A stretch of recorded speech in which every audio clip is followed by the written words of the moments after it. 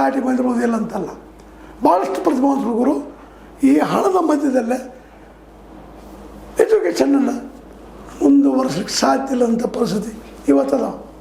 100ಕ್ಕೆ 100 ತೊಗೊಂಡ್ರು ಸಹಿತ ಇವತ್ತು ದುಡ್ಡು ಖರ್ಚು ಮಾಡಲಾರ್ದ ಪ್ರೊಫೆಷ್ನಲ್ ಕೋರ್ಸ್ ಫೀ ತುಂಬಲಾರ್ದ ಪ್ರೊಫೆಷ್ನಲ್ ಕೋರ್ಸ್ ಕಲಿಲಿಕ್ಕೆ ಸಾಧ್ಯ ಇಲ್ಲ.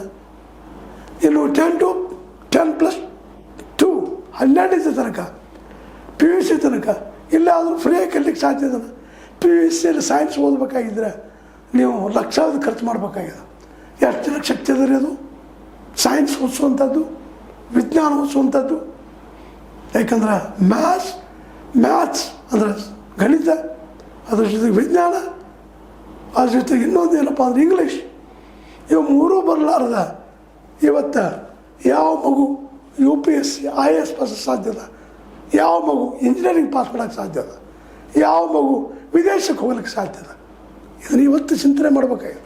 ಈ 90 ಜನರ ಮಕ್ಕಳ ಬಗ್ಗೆ ನಮ್ಮ ಪ್ರಧಾನವು ಚಿಂತನೆ ಮಾಡಬೇಕಾಗಿದೆ.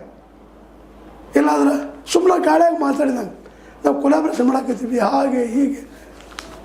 ಅವ್ರೇನು ರೀ ಪಾಪ ಇಂಟರ್ನ್ಯಾಷನಲ್ ಸಣ್ಣ ದೇಶಗಳ ಜನಸಂಖ್ಯೆ ಕಡಿಮೆ, ಅವ್ರು ತಮ್ಮ ಮಕ್ಕಳಿಗೆ ಫ್ರೀ ಎಜುಕೇಷನ್ ಕೊಡ್ತಾ ಇದ್ದಾರೆ.